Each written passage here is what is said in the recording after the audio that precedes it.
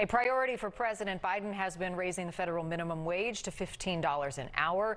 It is part of the president's COVID-19 stimulus package, but it isn't clear yet if it will be part of the final deal.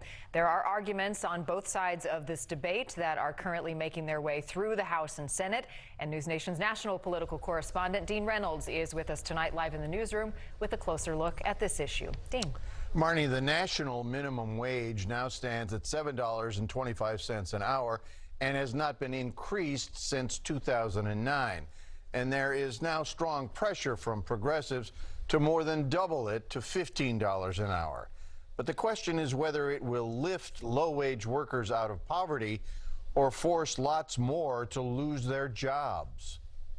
Opponents of the move argue that this is not the time to consider such a big raise, especially with the pandemic devastating the economy. North Carolina small business owner Kenneth Wilkins is wary. He says an increase is due, but not so much. I am a small business owner and in the healthcare industry, and I would not be able to sustain that.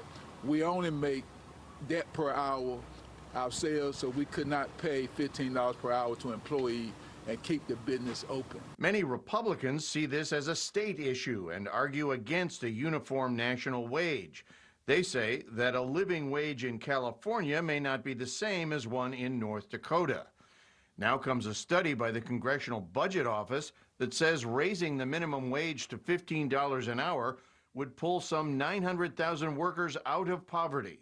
But by 2025, when the last incremental step in proposed legislation would be taken to get to that level, 1.4 million workers would be out of a job.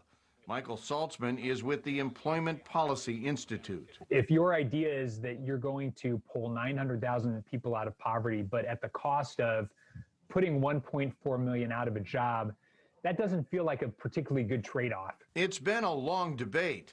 Some economists argue that higher wages would increase the costs of doing business and force many employers to make do with fewer workers or cut back on hiring.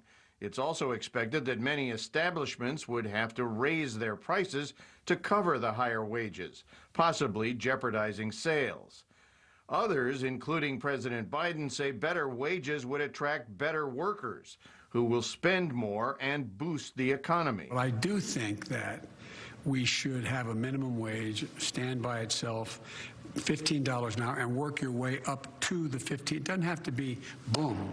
And all the economics show if you do that, the whole economy rises. But moderate Democrats from red states may be hesitant, and that hesitancy in a 50-50 Senate could jeopardize President Biden's COVID relief bill if he insists that the wage boost be included. I think he wants to get the relief portions of that COVID bill out the door. He's getting skepticism right now from Republicans and Democrats over the 15 thing, and I don't think he wants to hold it up because of that provision. Still, a study by the Economic Policy Institute said raising the minimum wage would affect about 32 million workers, most of them essential workers. And about 60% of those affected by the higher wage would be women.